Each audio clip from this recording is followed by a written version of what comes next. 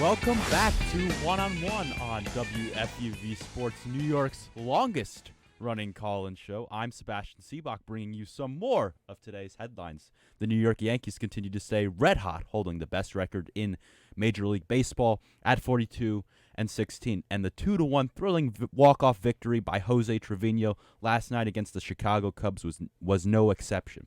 But if you look at this team, one way or another, they just keep finding ways to win as they are on pace for 117 wins, which would be the most in the history of baseball, topping the 2001 Seattle Mariners. No need to jinx anything so far because there's a long way to go, but guys, it's really been phenomenal to watch this team play. Yeah, I mean, as a Yankees hater, I would say for myself, it is frustrating, okay? You know, I think when you look at that win the other night against the Twins, coming back, Cole getting shelled and stilled, the Yankees unlikely heroes, whether it's a freezing cold Joey Gallo getting a home run or Aaron Hicks getting a home run, it's still very frustrating as a Yankees hater to see them get it done. But if you're a Yankees fan, you're loving it because even in a dogfight against the Cubs, an unlikely hero steps up.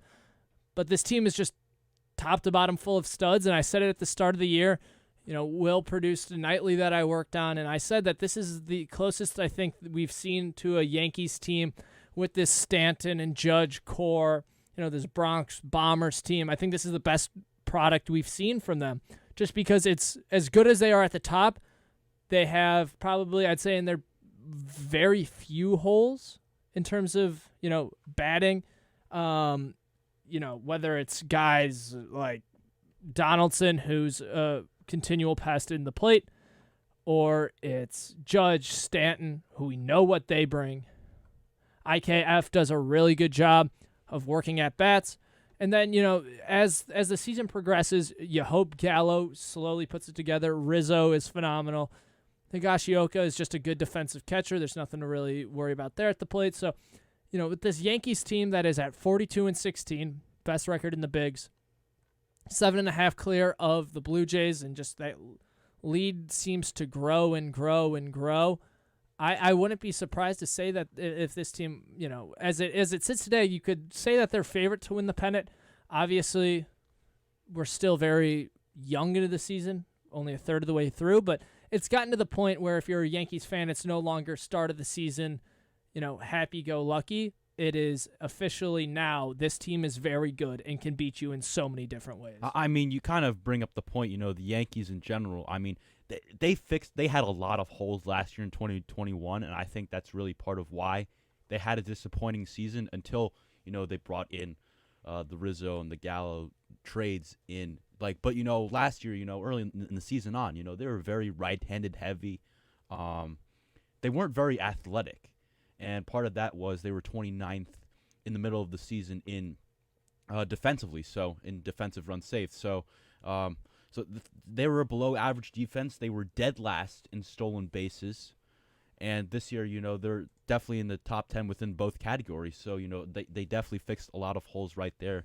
And you know, so basically they're better all the way around. You know, they have lefties and righties coming in. Their lineup is pretty balanced. Their starting pitching has been phenomenal, which I think is an underrated part of their aspect because their starting pitching was really good last year, posting a 3.67 ERA. And I think, you know, a lot of people making the case saying like, oh, I wish we had the 2019 Yankee offense.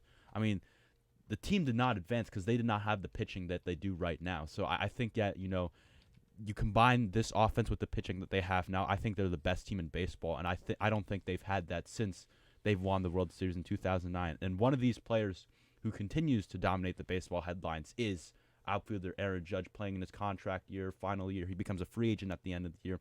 22 homers, 45 RBIs, 308 average through the first 58 games of the season. I would arguably make a case that he is the best player in baseball over Mike Trout. Thoughts on that? Mike Trout is caught in a perennial dumpster fire that is the city of Anaheim. So it's tough to say because something that Judge is very fortunate to have is have guys get on in front of him, which for Trout, when he bats in that 3-hole, it's really tough because that Angels ball club is not constructed to win. But, you know, stud. I don't want to say best in the AL or best in baseball, obviously winning best AL MVP for the month of May honors. But I think your most important point, Sebastian, is if you were to tell any Yankee fan that 2022 through June 11th, Garrett Cole would have the highest ERA out of all the 5 pitchers, out of all 5 starters, you'd say one of two things. One, you'd say either everyone else is dealing, which they are right now, everyone else under 3, with the exception of Montgomery, who's 3.02, but we'll just say under 3. Top 30. Yeah. Or you would say, wow, Garrett Cole's really bad. Only one of those things is true. And it's that everyone else is somehow better than Garrett Cole. We saw it in that Minnesota game where he gets shelled. The offense is obviously able to pick him up. But when you come up against these Yankees, you got a guy in Nestor Cortez who has emerged to be AL Cy Young favorite as it sits right now. Got Garrett Cole, who's still dominant, can still throw gas. Whether it's Jameson Taillon, Severino, Montgomery, those are 3 really solid guys to have round out your order when they're pitching as good as they are.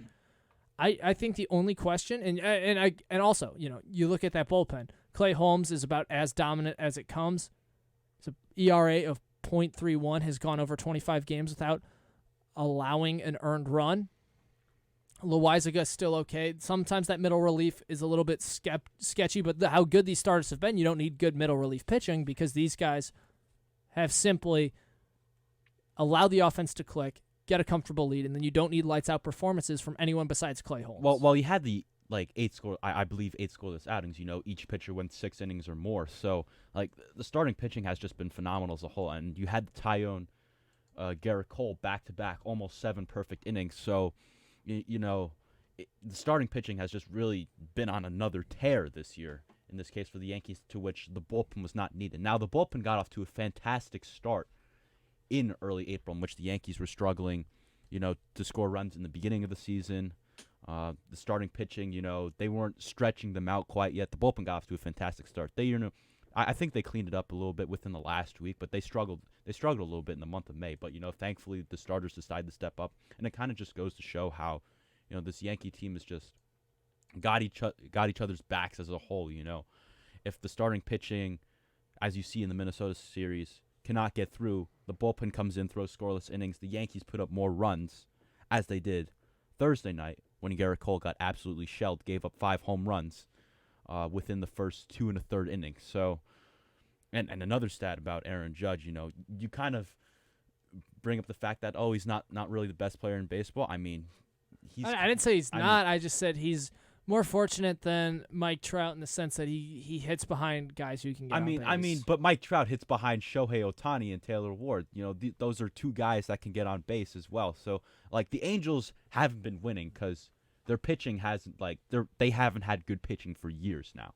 The Angels do spend money on hitters. They arguably have spent some of the most money within the past decade on hitters. But, Aaron Judge, kind of comparing to his stat to Babe Ruth, he's got 4 multi-homer games this year, and that's the most since Babe Ruth did it in 1928, which is, I think, a weird comparison, but it kind of just goes to show, the contributions that, the Yankees are getting from every single player, especially their star players. So I think, that's really just kind of the one thing that, really stands out. Everybody's doing their part. Nobody's really having an extremely disappointing season or not having a disappointing season to which it's extremely noticeable. So, Will, you've been quiet throughout this entire Yankees conversation. I got to ask you, brother, I could go after Sebastian all day about, how my take on the Yankees differs from him. If he wants, I always say the worst thing you can ever hear out of a Yankees fan's mouth is so-and-so is like Babe Ruth because, or so-and-so is like the I never said he was like Babe Ruth. You said his stats were similar. Okay, well, I said a stat that was similar. A stat. 4 multi-homer games, the only player to have more within this span, 58 games throughout the season, is Babe Ruth in 1928. That's all. I compared him to his stat again. So, regardless, yes. I can sit here and tell Sebastian all day about how much winning in June does not mean you're going to win in September. And on that vein, and Sebastian, you're free to give your take after Will. 100%. Because I think if you're a Yankees fan, this obviously gets you excited. I sadly will admit that this team is, top to bottom, very solid. A lot better than my beloved White Sox, who continue to make me question whether God is real or if my life is worth living. Anytime they take the field, especially with that old senile loser Tony La Russa still in the dugout. That being said, none of this matters. No comparisons to Babe Ruth matter. No AL May Player of the Month matter. No leading the MLB in both average, hits, OBP, RBIs, and home runs as Judge does. None of that matters if you can't get over the hump in October, which this Yankees team hasn't been able to do since their last World Series. I mean, I'll tell you why they have been able to get over the hump in October is because, with this new team in 2017, every single team that they got eliminated to was better than them. So if the Yankees continue to be on the pace that they're on, they'll be the best team in baseball. And only then, if they don't succeed in October, will you be able to claim that they actually choked. That's very interesting. Because, like, in a lot of sports, it comes down to where in football it's one game, and if you just don't show up for that day, I mean, you kind of just lose. But you're talking about in baseball here, you're saying that in 2017, right? Yeah. The Yankees just weren't the best team there. So, I mean, if they are the best team, and you said earlier that they have the potential to be the best ever? The best team. Best record ever. Best record ever, yeah. Then I have a lot of hope for October. I mean, if we're rolling like this, I'm looking at some of these pitcher splits, and I think like one of our only aces Cortez has 2 losses, and everybody else only has 1, and it's pretty impressive. Yeah, it kind of goes to show that, the starting pitching has gone deep into games even without getting run support. The starting pitching just does not give up games. So I think, that kind of just goes to show in that regard, just stepping up, picking each other up, even when the offense is slacking. So, but 117 games, you kind of bring it up. I mean, the Mariners won 116 games in 2001. They ended up losing to the Yankees in the ALCS, so they didn't even make the World Series or get to the final spot. So don't mean a thing without the ring. It doesn't mean anything until they perform in October. So, I mean, they would love to beat the record, I'm sure, but October. I'm sure they would really. October, like it's really all where it's at, and the Red Sox, they're having a down year. They've been hot as of recently. Actually, I shouldn't say they're having a down year, but they started out the worst in the NL East. They right? did in the AL East, yeah. AL East, my bad. Yeah, but they've been hot as of recently. I think they're on a 7-game winning streak now. Oh no. Well, actually, they lost it to the Angels, but kind of just goes to show winning championships. Red Sox fans in this generation have more to cheer for or brag about than Yankees fans in this generation. It's because they've won more championships. Boston as a city overall too. I saw some stat. We have like almost double the amount of teams as them, but they have more than double the amount of rings as us in the past like 10 12 years, something like that. But it's very impressive. Yeah, being a Red Sox fan. Well, you mentioned it earlier. What's your number one hate for the Yankees? Like, is it just that we're so good? Why do I dislike the Yankees so much? Oh, that is $1 million question. For all of our New Yorkers out here to hear, we don't really get this answer a lot on the radio. So go ahead. Especially from someone that is as unaffiliated with the Yankees as a White Sox fan is. Mm-hmm. And I always say if your allegiance as to why you're so good is rooted in the past, it's always time for a reality check. So how many Yankees fans do you hear say to any argument is 27 championships? How many of which have happened since, the internet has been around? 3, 4. So, your fundamental claim is that, the Yankees, they have all these rings. Let's not ignore the fact that the Yankees won a majority of their World Series when talent in Major League Baseball was so scarce that no one could. I mean, it's very much the same as it is today, where, money bought talent, and talent was so scarce, especially when the Yankees were winning, tons of rings in the 40s and the 50s, that they were probably in those eras.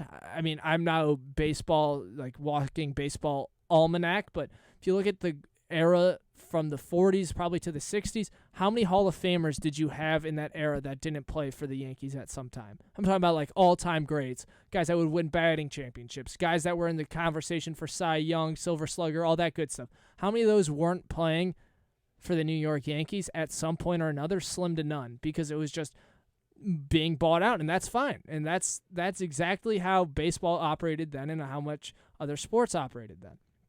My only problem with that is that when you rely upon 27 rings as a default argument, one of which you had nothing to do with, because the only money you give to the New York Yankees is when you buy their jerseys with the names written on the back, which, spoiler alert, they don't wear those. Second of all, when you're dropping $17 on a Coors Light at the stadium, like, come on, guys. Hot dogs, beers, nachos at a ballpark should all be under $10. It is just a fact of life. That all being said, we can't deny the fact that the Yankees are the best team in baseball right now, which hurts me, but, respecting that, we do have to say that they've been very fortunate with their first half schedule, gentlemen. And, let's see. Boston started off terrible, which you can't predict. Mm-hmm. And then when you've always got Baltimore in your division, that's a team you should beat. And then they get really hot and, go on that huge winning streak. But let's not forget about who was on that winning streak. I mean, forget about who Cleveland. Forget about who was on the winning streak. Cleveland, Baltimore, Kansas City. Forget about who was on the winning streak for a second. How many teams are above 500? Zero. Well, forget about who was on the winning Zero. Forget about Sebastian wants us to forget about who was on the winning. Forget about who we beat. Think about this. We listen to George Costanza and Jerry Seinfeld talk about we. There is no we in sports. You do not collect a paycheck from the team. You do not provide any monetary incentive to the team. Therefore, it's not a we. It is a they. Fine. Forget about who. That's another reason we beef with the Yankees fans. It's always we this, we that. George Steinbrenner is not collecting taxes from you, pal. He's dead. Yeah, he's not. He's not collecting taxes. He's still not collecting taxes from us. But forget about who the Yankees beat within that span. Let's just say that good teams always beat up on the bad teams. That's exactly what the Yankees are doing. Which has been a vice of the Yankees in years past, I will say. Yeah. And when they were on this winning streak, I did acclaim them because you have to beat the teams you're supposed to beat if you want to be, considered one of the greatest. Yeah. But I will say that's why, in my opinion, you look at how good the starting pitching has been. It's really easy to have a good starting pitching when every start almost you're going up against teams that have nobody hitting above 275. Like, you think? I mean, the Detroit Tigers, yes, because they have but when you go on that batting averages in the MLB. But when you go on that incredible stretch from mid-April through all the rest of April, so pretty much the second half of April, when you're going up against teams, let's start with Baltimore. There's no one on that team that's threatening. Go to Detroit. Maybe Javi Baez, but that dude stinks. I think you can make a better case for Baltimore than Detroit because I think they're a better hitting team than Detroit. But regardless, I'm just saying from a Yankees perspective, things are gonna. I'm saying they beat up on the teams they beat up on. Yep. Good for them. Mm-hmm. The question then becomes looking at the second half of this season, or even the second half of this first half of the season, after they beat up on the Cubs, who are terrible, winning in 13 innings. Congratulations. I think, I hate the Cubs almost as much as I hate the Yankees. Well, I think the teams that they play in general, think about this, right? The AL East is by far the best division in baseball. Maybe the NL West kind of is up there, but the AL East is the best division in baseball. No other team really comes close to the teams that, the competition that they play in the AL East. So, they have to play the 4 National League. They have to play the 4 teams in the NL Central this year. I think they're all worse than the top 4 teams in the AL East. Yeah, there's no one good in this, but Jose Trevino comes through. Yeah, so you kind of bring up the schedule that they have to play later on. It might be a little bit tougher down the road, but it's all teams in the AL East. We're talking about that Kansas City Royals series, going back to our previous conversation. That is in the second half of the season. It's right after they take on the Mets in a 2-game series, and then they take on Seattle, St. Louis, Seattle again, and then they start to pick up more games within their division.